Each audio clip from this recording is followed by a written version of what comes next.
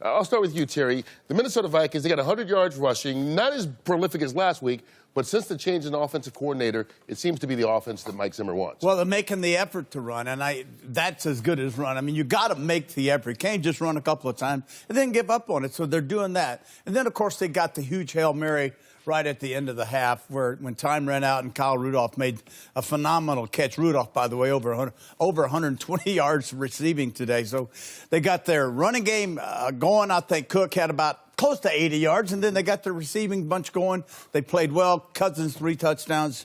Nice job. Yeah, and their defense is what their defense is, and a lot of those plays, including the Rudolph Hail Mary play at the end of the half, a lot of those plays are off of play-action pass, which is a byproduct of what? The run game. Running game. Yeah, and we talked about the run. It's just just keep running the ball. It's like the illusion of a running game sometimes open up the passing game. But I also feel like that play at the end of the half, that was a backbreaker and broke the game wide open. Those are the type of thing. Yeah, the big turning point. And if you're Detroit, I mean, Detroit never can seem to get over the hump. But I think that's the most disappointing thing with this team. And the Super Bowl champion Eagles go to 8-7 and are still alive in the playoff hunt. I want to talk about that in just a second. But first, Tony, let's talk about the Cowboys clinching the East. Yeah, congrats off to the Cowboys. I think they did what they had to do. This is how the Dallas Cowboys are going to win going forward. They played good defense, had the touchdown, had another turnover inside the 10-yard line to get another touchdown.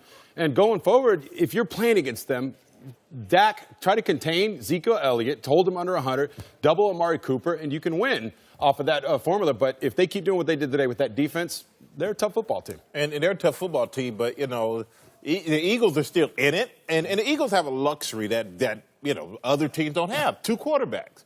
You get one guy who's an all-pro who goes down, and then you get another guy who's Super Bowl MVP who steps in, and Nick Foles, and he can make all the throws. He's composed in the pocket.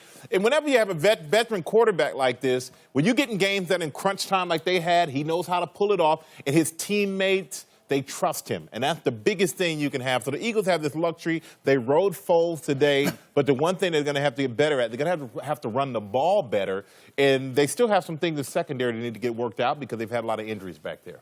How about him getting off the canvas, Foles, for that big drive? Yeah, for that call that was not really a roughing the passer. Big call. He had 471 yards and 4 touchdowns. Yeah. The Eagles' playoff fortunes tied almost directly to the Minnesota Vikings. All right, here's a look at the playoff headlines. The Cowboys and Patriots clinched division titles, and those 3 teams have been eliminated from the playoff hunt. So here's a full look at the playoff picture in the AFC right now. It is really interesting. The Texans and Patriots, based off today's results, have flip-flops. And the Patriots, going into the last week of the season, still have a chance at a first-round bye. Meanwhile, over in the NFC, the Saints, if they can win today against the Steelers, they can clinch home field advantage throughout the NFC playoffs. Meanwhile, the Vikings stay alive. Here, Howie. Yeah, typically when you make a move that late in the year, particularly at a coordinator position, you're saying that there's something wrong.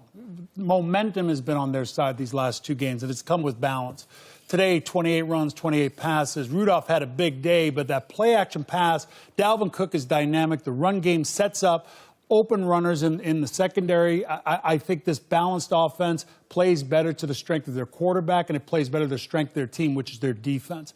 I like where they are going in. Win and you're in, as Mike Zimmer said. Good job with those notes. Really? Yeah, outstanding. You're a magician.